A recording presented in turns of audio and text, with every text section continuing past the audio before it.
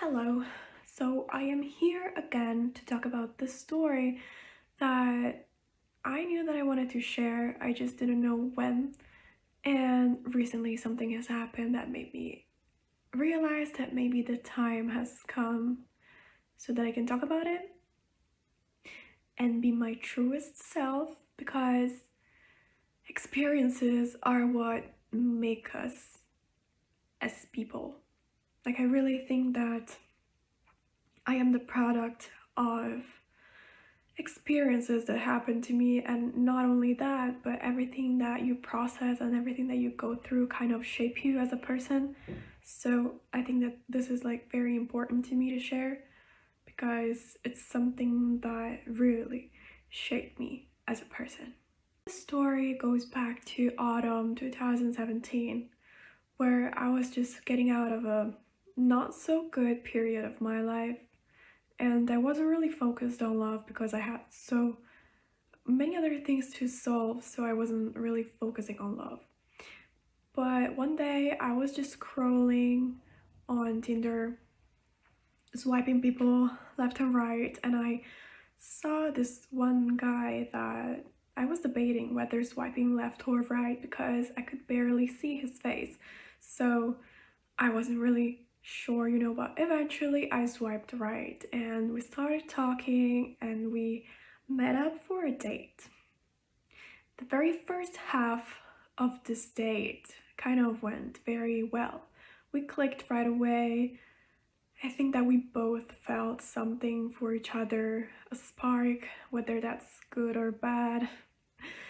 And the second half of the date, though, didn't really go as I wished because I was not supposed to drink alcohol as I just had a surgery like weeks prior, like I think 3 to 4 weeks prior, so I was not supposed to drink alcohol, but it was almost near the end of this time where I was not supposed to drink, so I just went for it and I ended up, oh my god, like that's so embarrassing. If I think of it, I still find it so embarrassing and I want to bury myself for doing that. I threw up on myself. I passed out. It was not, I don't know, like I passed out, so I don't really know what happened. But I know I have some like sometimes I have some memories of what happened and that was not good. So, well, not gonna go too much into detail about this, but I was worried that I was never gonna see this guy again because of what happened on our first, like literally first date. And but eventually we just like spoke it out. We just like we just talked things through, and I mean maybe we were just meant to like date one another, so things just unfolded that way. We just met again and we started developing feelings for each other, but our relationship was kind of had a lot of up and downs. Everything was kind of getting into our way because only a few weeks after we started hanging out and getting to know one another, he had to work a lot because of like family, because to support his family. I don't really know what he was going through exactly, but he had to work for his family. He was very stressed because of that. He felt that he had like a huge responsibility and he was working a lot, and we could basically rarely see each other. And then something else also happened because I had my own fears and I had my own issues that I had to solve within myself, and I projected my fears into our sort of relationship. And what happened was that I was worried of him leaving me once again. I wanted to prevent him to leave me, so what did I do? I made him know that I wanted to keep my options open. And I talked about this in like my other video about manifesting someone back in 3 days, because this is exactly what happened. Even though it was not my intention, and I wish that I had like my relationship with this guy, I let him know that I wanted to keep my options open, so that he knew that he was not that important and that there was no pressure whatsoever of me wanting a relationship. So yeah, but kind of like things kind of took the wrong turn because he was truly interested in me. So, and well, I have talked about this in my other video in more in depth, so you can check that out if you're interested in knowing how I manifested him in 3 days. But you know, after he blocked me, because of course he had to block me. I mean, I understand, I probably would have done the same. I don't like blocking people, but you know, he blocked me. But the thing is, before blocking me, he said something that just made everything click in my brain. So I knew that I had to fix the situation, that everything had to do with myself. It was my projection. So of course this happened because of my fears. So I knew what I did, I knew what I had to do. I did it. And in 3 days, I just manifested him back. He reached out to me.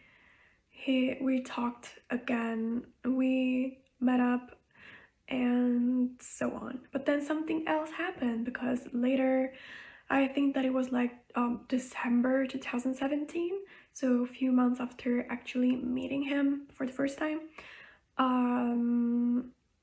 for work, he had to move to a city that was like 3 hours away from where he was living. So because I was in Korea at the time, I was living in Seoul and he was living in a city, in another city as well. So he had to move like 3 hours away, and at the time my courses, my lessons in university were over because it was the new year. So it was the end of the year, so my lessons were over and my semester was over. So I was like, you know what, I'm not gonna wait to see him who knows when. So I wanted to going back to Italy, because usually for the holidays I always go back to Italy. And even though we didn't end up on bad terms, like it was like we were almost dating, you know, that phase before dating. Then when I went back to my country, we basically stopped talking. I mean, I understand that he had like a lot of issues and things to solve, and like moving away from his town and everything was not the best time where we could have ever met. Probably we met at the very wrong time, but it was also divine timing, I guess. I went back to Italy and he stayed in Korea, and we lost contact. We didn't really speak. He would text me from time to time because I would manifest text messages, and we would keep in touch sometime. And I didn't really know what was happening in his life. I knew that I was going to go back just at the end of February, I think. So it was just 2 months that I was going to be away. Thing is, few days before actually going back to Korea, my fears manifested once again, because I saw in his Instagram stories that he tagged a girl, and then I checked his profile and it was full of pictures with him and her. Yeah, it was my fears, because you know, we didn't really talk in 2 months, so you know, 2 months is a longish time for things to happen. So I was afraid of that happening, and it happened. And you know what? And you know what? How I manifested it unconsciously? Because from time to time, like an image would come to my mind of like opening up Instagram and seeing his profile with the girls tag, with a girls in his picture, with a girl in his picture. So that basically is what happened. I opened up my phone, I opened up Instagram, and I saw that exactly as it was playing in my mind. So yeah, I was kind of shocked because for the 2 months where we were not in contact, I would like visualize a lot. I was pretty much convinced that we were in a relationship. Like I knew he was the one. I felt it, and I knew that our connection was strong, and I sometimes we would talk about it and I would let him know that I felt that our connection was strong, and for him it was the same. So what happened was that I went back to Korea. I was very stressed, because it was just like two days before I was leaving for Korea, so I was so shook. But yeah, you know what? I was not able to just ignore my 3D reality at the time. I just bought into that. So, but actually, I didn't care. I mean, I kept doing my inner work, working on myself, visualizing, feeling as if, and actually not worrying about what he was doing, because what really mattered was my reality. We eventually set up a date to meet up, and I was worried about that date because he kind of seemed distant. And I started thinking like, oh my god, this is not going how I was thinking it was going, and this is not going how I envisioned it. I don't know, he's distant, I don't know if he's into me anymore. But eventually, as time passed by during our date, we stayed together. Our first date was very long, you know. We stayed together from like lunch until the night, and then we were supposed to go at a club, I think, but I didn't go because I was tired, so I just let him go, whatever, and I just went home. And the next day he actually told me everything that I wanted to hear, because he told me that he went to the club and oh, like I'm making the story so long. This is like kind of irrelevant, but whatever. He was telling me all the things that I wanted to hear, like that I was the only one, and that even if other girls were just trying to hit on him, he would not let them because I was the only one that he was thinking about. Officially, we started dating on his birthday, which was like 1st of April. So I went back to Korea the end of February, and it took me 1 month, almost like 1 month, to get him back after he dated somebody else. So it could have taken me less than that, but I was very shaken by him dating somebody else, you know. It can happen, but I still got him. And we started dating, and it was not easy. It was not easy because we were both a lot like very involved into one another, and he still had issues with working his ass off to earn money for himself and his family, and I would do everything that I could to help him out as well, because I knew how stressed he was about it. And on top of that,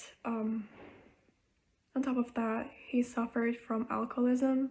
I'm not gonna go too much into details because privacy, you know, but we were planning of going to Italy to live together, to make a living, and you know, because we were not fond of Korea anymore at that time. We're also planning on getting married.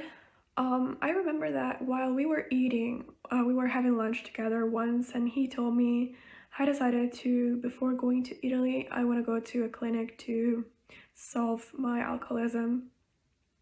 And I was a little bit disappointed at the time because I didn't really want to be separated more than we already have been, you know, because we went through like a lot.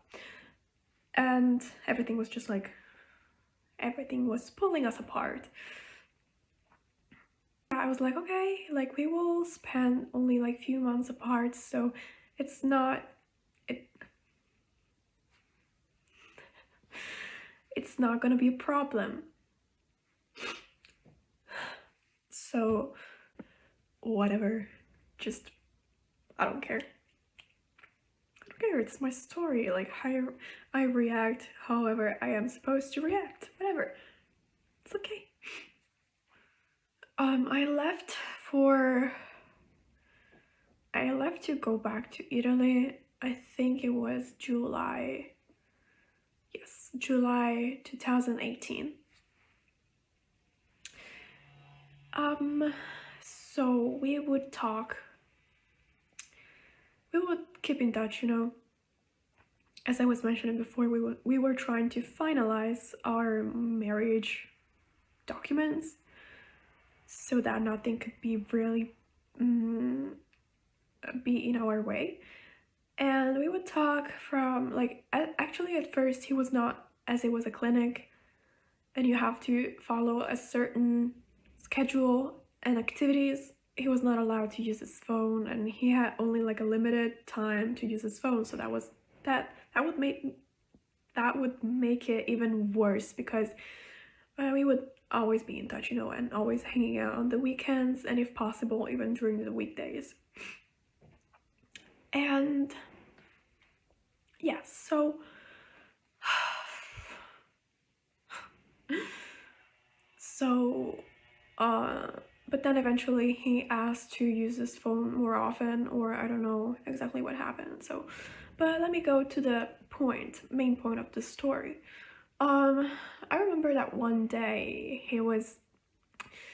I got like weird texts from him. He told me that he went to the hospital for, I don't know what happened, like somebody hit him at the clinic. Like his story was pretty much messed up, so everything would just like go bad for him. So that I don't know what, I cannot remember what happened exactly, but he got hit by somebody else at the clinic. Punched.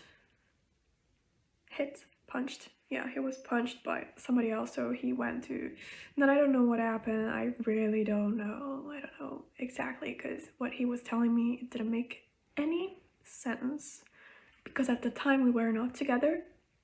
Oh, these are like details that don't really do me any good talking about them. But I sent him like a message. The last message that I sent him was like something like, oh my god, be careful until the moment we're together again. Like, be careful that when we're together I will feel better, or something like that. But I just made him know, like, be careful, I am not there, so be careful with your life. Next day, I remember it was early in the morning, and it was like 6:30. I don't know. I saw that I had no messages from him. But on the other side, I had like a lot of missed calls and text messages from his brother. And I started panicking because there was something that I was afraid of happening. I would always think like, it's okay. When he would take long to reply, I would be like, it's okay. You only need to worry when his brother or his father will text you. So I wasn't worried until it happened. And I was so scared of like knowing what it was. But you know, I just woke up. Even if it was like early in the morning, I went to the kitchen to not wake up anyone else up. And I phone called his brother, and he just told me that his brother, my boyfriend, passed away. And you know, at that moment,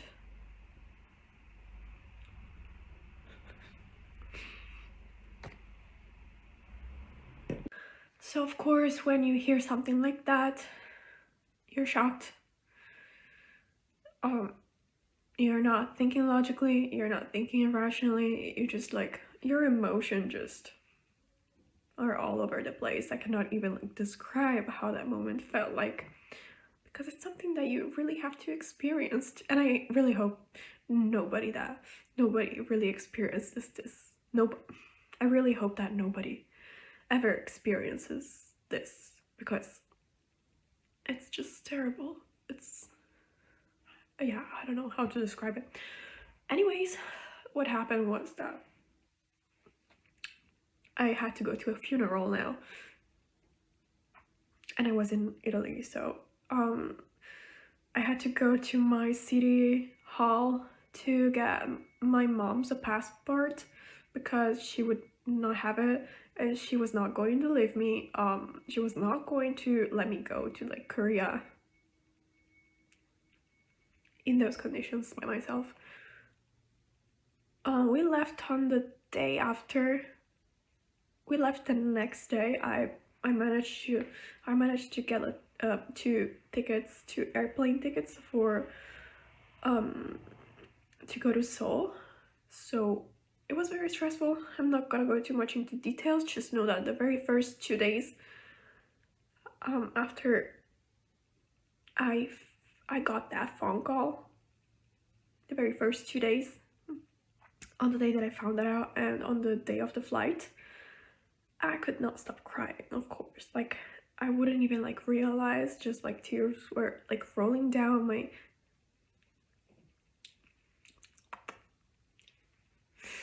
I cannot do it. Oh well, anyway, yeah, like I left for Korea. I went to the funeral, which in Korea it lasts 3 days. I missed the first day because on the first day I was on a flight. Then I arrived on the second day, I think, which I stayed for a little bit, and then me and my mom just went to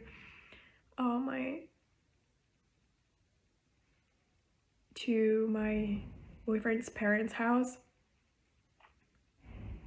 To my boyfriend's parents' house. Oh yeah, we went there to just rest and eat, and then the next day there was like another funeral day. And then I don't remember, but I stayed like a little bit longer because I booked our ticket for, I think we stayed for 5 days or something. A few for 2 of the days for a funeral, and then the other, so I just stayed for the bare minimum. And then I went back to my country.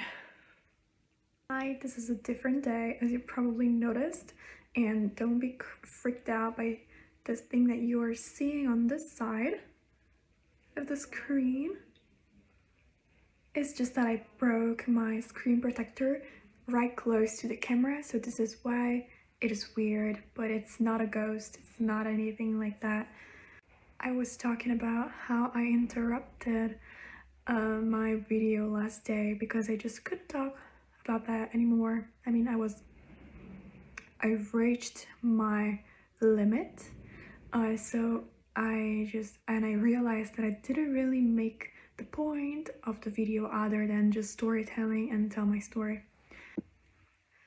The point of this whole video is that bad experiences do help us developing. They do help us grow. In my case, I became way more aware. Also, because I had certain experiences, my standards just are higher now. When you go through certain things, you know that you're so worthy and you deserve to live the best life ever. Because, and I'm not saying that those who do not live bad experiences don't deserve it, it's just that in my perspective, I've always believed that I will be rewarded in some way. And whenever something goes bad in my life, I always remember myself that there is something better out there. I may not know what it is right now, but whenever, for example, I meet somebody that just does not vibe with me and I really had high hopes for that, and I am like, and I feel disappointed again and again, I always remind myself that everything is for my higher purpose, everything is for my highest good.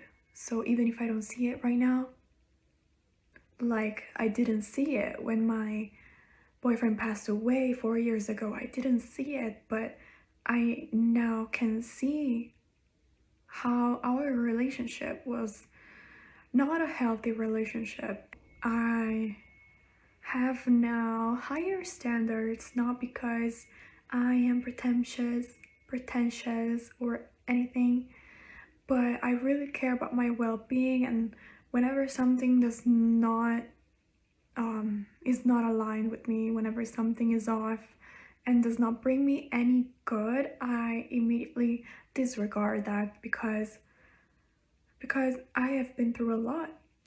I've been through a lot and I deserve the best, and this is enough for me to really not engage with anything that does not fulfill me. I think there's gonna be like a lot of noises in the background. I'm sorry about that. It's just whatever, this is what I have to deal with every day. Oh, and also at the beginning of the video, I didn't mention how I manifested this. My ex in the first place, I mean my boyfriend who passed away in the first place. I didn't mention it, but even though I was not focused on love, I remember that few weeks or like maximum 1 month prior to meeting him, I wrote a list of all the qualities that I wanted in a partner, and then it just appeared. I was aligned to that. It was not hard. So if you're aligned to your desires and to your ideal partner, then he's coming in your life. This is the end of the story. And that's it. I don't even know how to end this video, but yeah. So see you in my next